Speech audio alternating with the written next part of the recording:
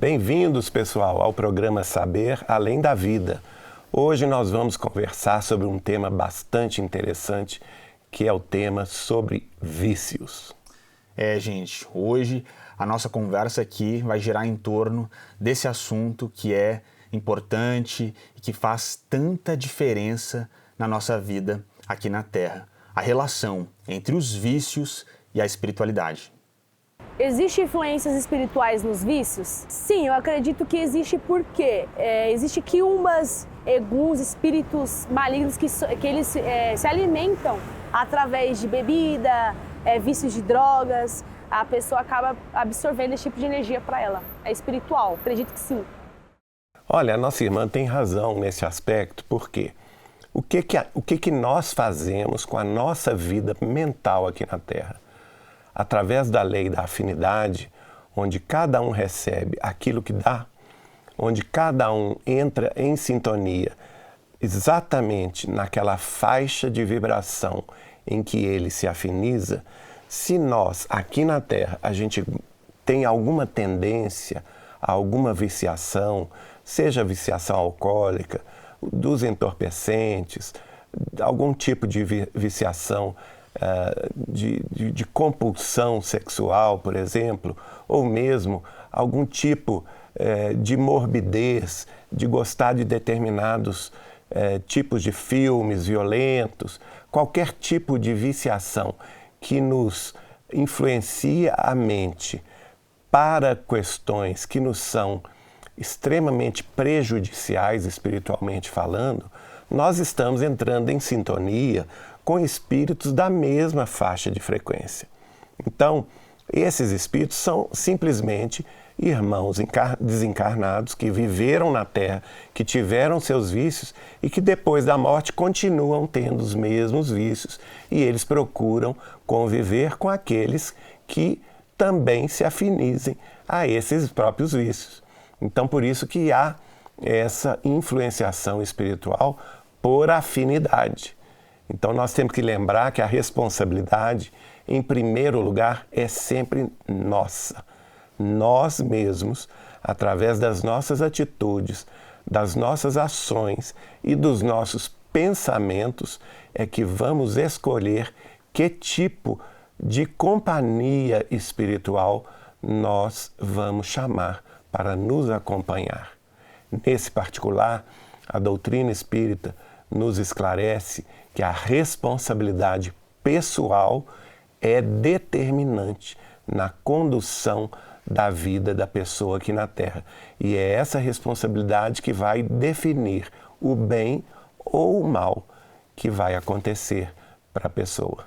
Olha, minha irmã, a resposta, num aspecto amplo a essa sua indagação, é sim. Existe influência? Sim.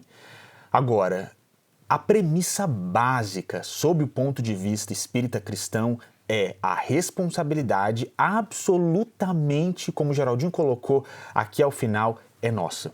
O livre-arbítrio, ele é uma realidade espiritual que nós experimentamos aqui na Terra.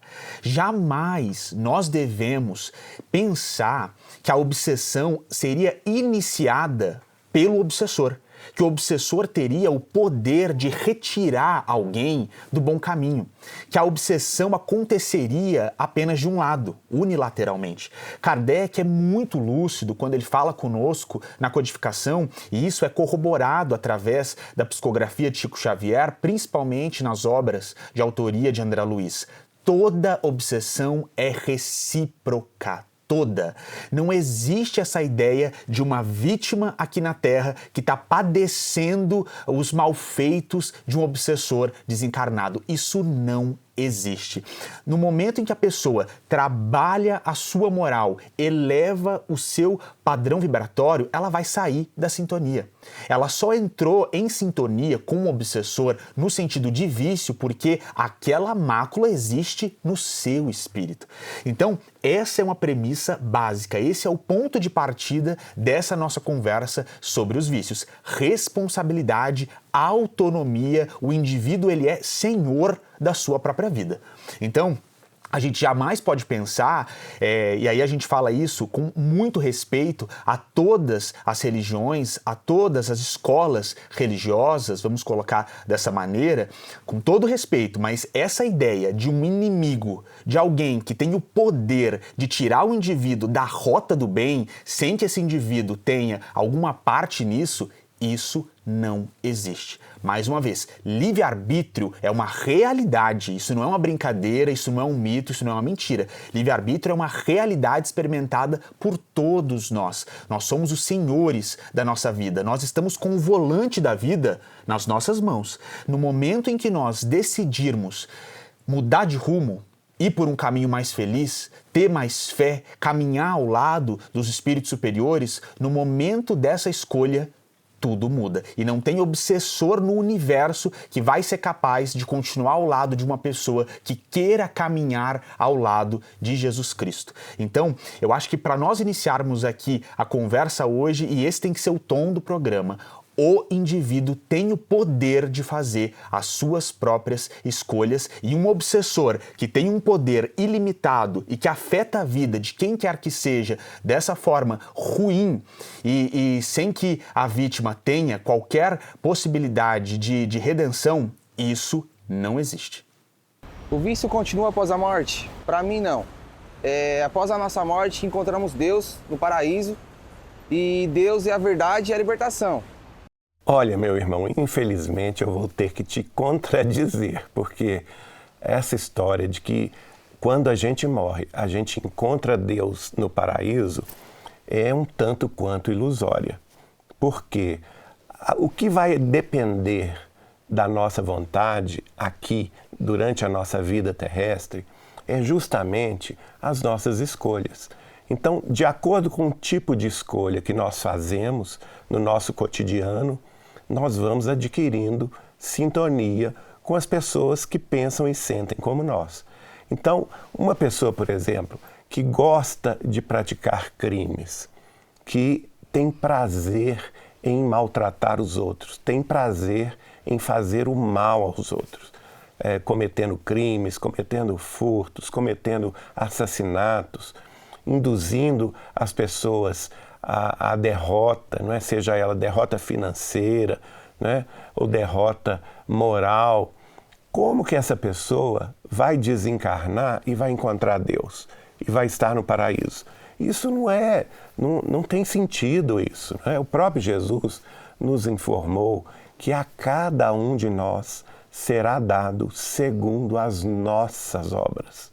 Então, se uma pessoa é viciosa, se ela é criminosa aqui na Terra, se ela está afeita à corrupção, se está acostumada a roubar os outros, pessoas viúvas, pessoas desavisadas, né? Pessoas inocentes que estão sendo violentadas, que estão sendo maltratadas, abusadas.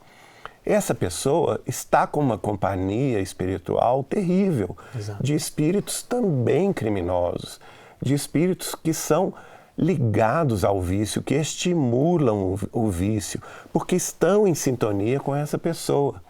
Então, quando essa pessoa desencarna, o Chico costumava nos contar que via muitos desses desencarnes, às vezes na rua, elas são recebidas exatamente pelos seus comparsas da vida espiritual, por espíritos viciosos, criminosos, que muitas vezes vão carrear essa pessoa, vão puxar essa pessoa para as zonas que nós chamamos sombrias, não é?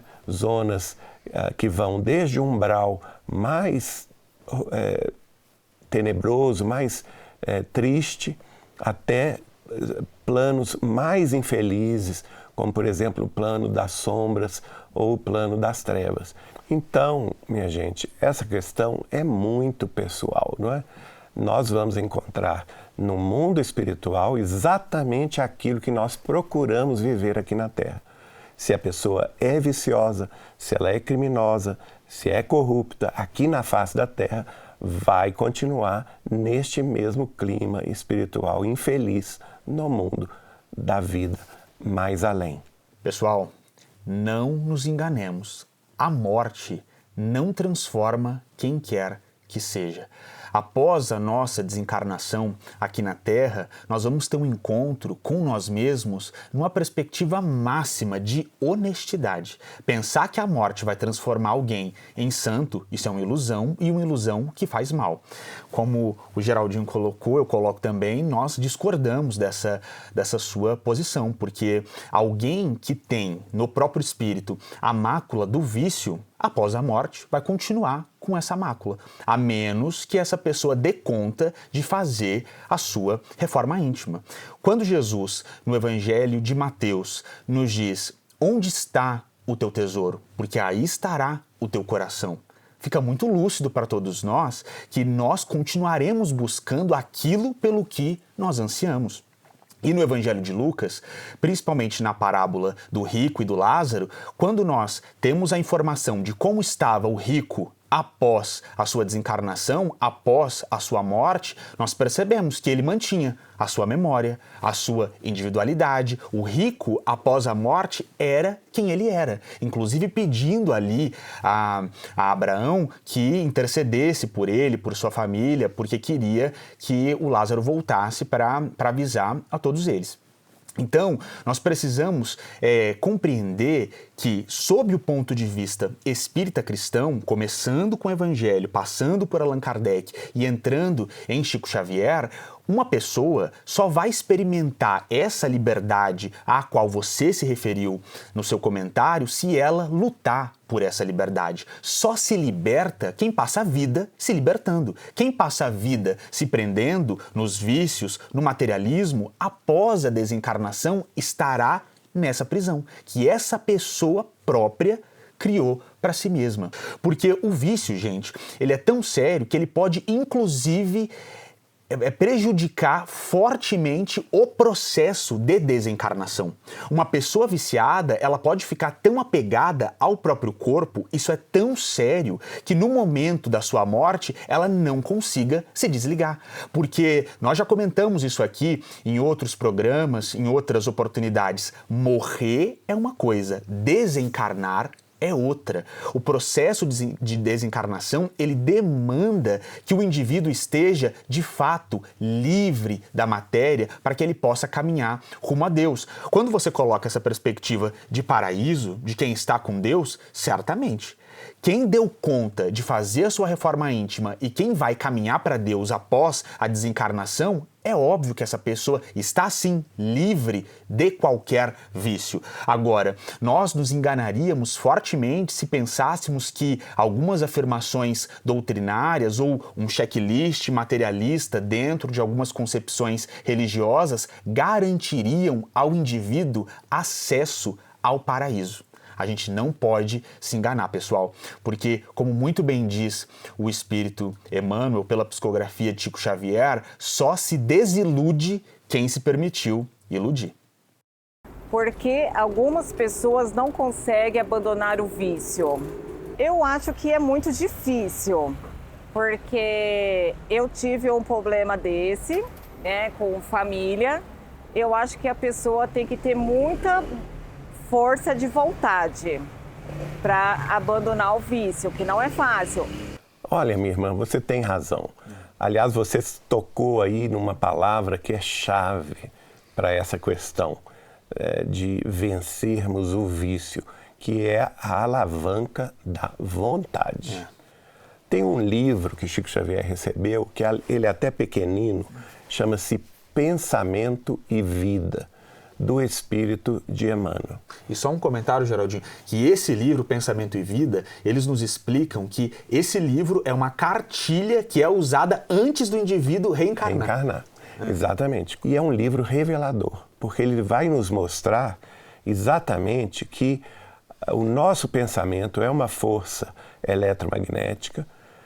Mais tarde, o Espírito de André Luiz ainda vai acrescentar que ele é uma força mento-eletromagnética e, como força, ele vai influenciar tudo ao nosso redor. Ele cria um campo elétrico ao nosso derredor, que a gente pode até chamar de, seja ele de aura ou mesmo de atmosfera espiritual. E esse campo elétrico também vai criar um campo magnético. E nesse campo magnético nós vamos atrair exatamente os mesmos tipos de pensamentos, de sentimentos iguais aos nossos. Então, para vencer, se a pessoa é viciosa, está acostumada, por exemplo, a beber muito e não consegue se livrar do vício da bebida. E, a princípio, ela fala que ela bebe só socialmente, né? Ela tenta se enganar, mas a verdade é que isso não acontece. Ela bebe toda hora e vai beber até mesmo na hora que acorda e não consegue largar o vício da bebida alcoólica.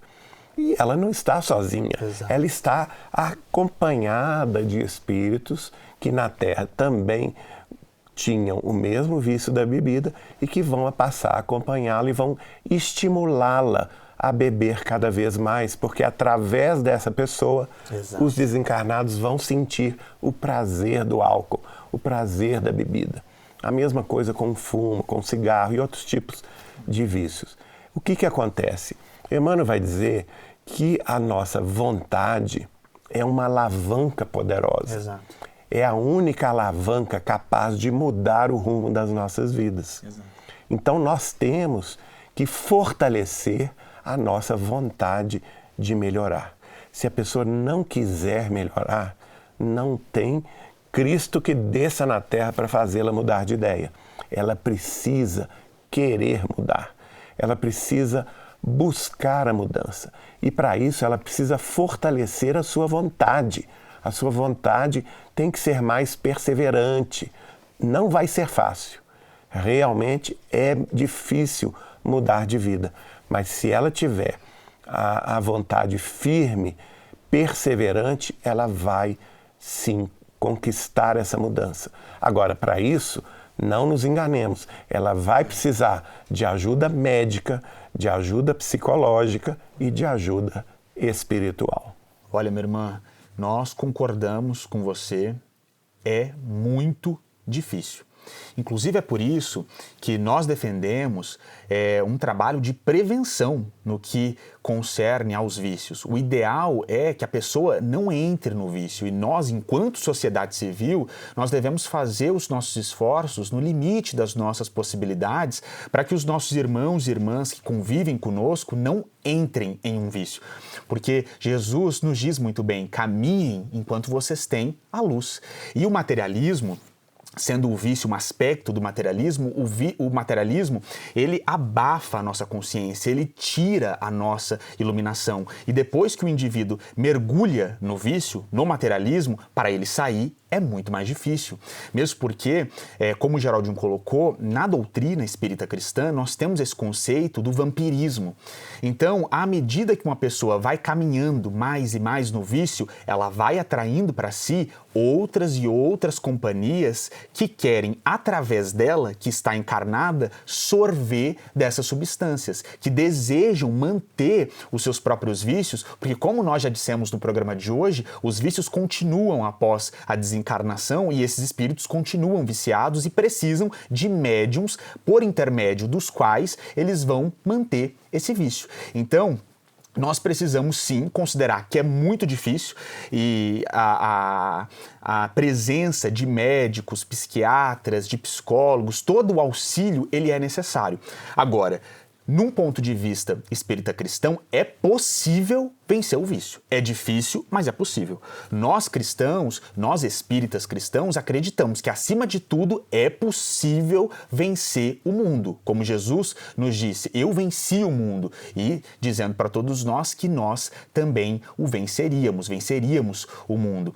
E quando a gente pensa que o indivíduo, ele é senhor de si mesmo, quando a gente pensa que o espírito, ele dá conta de verdadeiros milagres aqui na Terra, a gente precisa ter esperança e ter fé. Ninguém na face da Terra é um caso perdido. Ninguém foi esquecido por Deus. Ninguém está destinado a um fracasso sem possibilidade de retorno à luz. Isso não é verdade. Essa é uma crença pessimista e limitante que nós precisamos superar. Nós temos que olhar para os nossos irmãos e irmãs aqui na Terra que estão passando por isso e pensar, eu posso ajudar, a sociedade pode ajudar, os médicos podem ajudar e nós podemos levantar essa pessoa. Então nós temos que afastar qualquer ideia pessimista de derrota. Isso é muito, muito problemático. E para nós caminharmos aqui, é importante nós nos lembrarmos de que o nosso Cristo foi duramente tentado no deserto. Esse é um relato icônico do Evangelho. Quando a gente olha para o capítulo 4 do Evangelho de Mateus e na leitura bíblica nós vemos o diabo tentando Jesus, inclusive para tentar enganar Jesus, citando os Salmos de Davi, a gente percebe o Cristo se defendendo, citando o livro de Êxodo. Então, o estudo, o amor, a busca por novos repertórios, tudo isso nos ajuda a caminhar na luz. Então, a gente não pode julgar quem quer que seja aqui na Terra. Nós temos sempre que nos lembrar daquela frase: aqueles que estão de pé, cuidado para que não caiam. Então, se você está bem, se os seus estão bem, caminhem com Jesus, busquem repertório, busquem pelo amor para que esses dias tão difíceis de trevas aqui na Terra não cheguem em suas vidas. Agora nós vamos ver a história da Cristina. Minha história, ela começa de criança, né? Eu e minha família morávamos em São Bernardo do Campo. Com o tempo, né, meu pai era muito trabalhador, né? Mas bebia e batia na nossa mãe, né? Meu irmão era muito brincalhão, mas um dia, por brincadeira com uma das irmãs, meu pai ficou muito nervoso e bateu a cabeça do meu irmão na parede, umas 6 vezes. A idade dele era de 6 anos na época. Daí por diante não falou mais com meu pai. Só podia pedir a bênção, né? Quando se encontrava. Eu, quando estava com 17 anos, fui me benzer em um senhor dessa cidade. Ele disse que era o espírito da minha avó paterna que alterava o estado espiritual do meu pai. Quando chegou em 1994, falei para meu irmão voltar a conversar com meu pai, né? Com muito custo, voltou a conversar. Quando chegou em 98, nosso pai desencarnou e meu irmão já andava depressivo há uns 3 anos, antes de desencarno do meu pai. Portanto, 4 meses depois, meu irmão se suicidou. Aí, em 2000, mudei para a cidade de Matão, cidade de Socaibar, né? E comecei a frequentar os centros aqui. O meu falecido, ele criticava muito, falava que eu era incapaz de educar meus filhos. Então, eu cresci com essa insegurança de tudo, né? De educar, de fazer minha parte na parte mediúnica. Gostaria de saber por que tenho tanta insegurança com a minha missão. Olha, minha irmã, realmente esse caso seu é um caso muito triste, porque ele envolve também um tipo de vício que é pouco observado entre nós, que é o vício da ira. É a pessoa explosiva, que por qualquer motivo se torna irascível, violenta, não segura as próprias pontas, não tem equilíbrio de se limitar. E é muito triste a gente ver isso. Pelo que você contou, infelizmente, o seu pai passou por essa, vamos dizer assim, esta situação espiritual negativa. E em determinado momento ele acabou machucando seu irmão e a família toda ficou muito sentida, se afastou da convivência com ele, depois voltou a conviver com ele, mas ainda com essa mágoa. Ele desencarna, ele passa para o mundo espiritual e aí o seu irmão vai entrar em desequilíbrio e atenta contra a própria vida, que é muito triste. Toda vez que nós não controlamos as nossas emoções básicas, acontece que os nossos sentimentos são pervertidos. E num momento, por exemplo, de consumo de álcool ou no momento de consumo de algum tipo de droga, nós, com as emoções básicas desequilibradas, somos levados a deixar que a ira exploda. E aí surge a violência, que é um fenômeno tão triste na sociedade brasileira e também na de outros países. Então, o combate à violência, o combate à ira, o combate aos abusos dentro do lar precisa ser encarado de forma direta, constante, com educação, com procura de conhecimentos superiores e até mesmo com a ajuda da polícia, com a ajuda dos mecanismos do Estado, não é? Que protegem as famílias. E isso é necessário. Agora, uma questão muito importante é a questão do perdão. Quando as vítimas, dentro do ensinamento cristão, conseguem se liberar das mágoas, conseguem se liberar dos sentimentos de revolta, de retribuição, de vingança que às vezes elas guardam dentro do coração, isso é muito melhor. Por isso que Jesus nos recomendava orar pelos nossos inimigos, fazer o bem a quem nos odeia, não é? E não retribuir o mal com o mal, e sim retribuir sempre com o bem, com a oração, com a vigilância, para que a gente não caia na sintonia do mal, não caia na sintonia da violência. Porque quando isso ocorre, vai surgir mais violência, como foi o caso com seu irmão, que infelizmente atentou contra a própria vida, uma violência contra si mesmo, não é? Então, a receita de Jesus é fundamental toda vez em que nos situamos na posição de vítimas. Procurar o caminho da superação do problema pelo perdão e pelo esquecimento de todo o mal, entregando a Deus a solução dos problemas dos outros, porque a nossa solução nós já sabemos qual é: seguir o caminho de Cristo. Olha, irmã Cristina, eu sinto muito que vocês tenham passado por essa experiência tão traumática, e o seu irmão na infância, você também, nós sentimos muitíssimo. Eu acho que nós devemos levantar aqui a mensagem de que, independentemente do aspecto espiritual, o vício jamais pode ser justificativa para qualquer tipo de violência. E uma pessoa violenta, ela deve ser tratada dentro dos mecanismos de que nós dispomos na agência criminal no Brasil ou em qualquer outro país. Isso é muito sério. Acho que com o seu testemunho nós precisamos reforçar aqui a mensagem de que a infância sempre deve ser protegida. E para nós finalizarmos o programa de hoje, nós também, diante da sua história, devemos reiterar a mensagem cristã do perdão, porque quem perdoa se liberta. Vale a pena para a vítima, para o ofendido, perdoar o seu ofensor, perdoar aquele que violentou, porque espiritualmente falando, esse, sem sombra de dúvidas, é o melhor caminho. E quando a gente pensa na vitória sobre os vícios aqui na Terra, a gente fecha com aquele momento em que Jesus, lindamente falando para toda a humanidade, vai nos dizer que para Deus nada é impossível. Então todos nós, enquanto sociedade ou individualmente, podemos vencer essas mazelas. Então, minha gente, nós nos vemos no próximo programa. Até lá!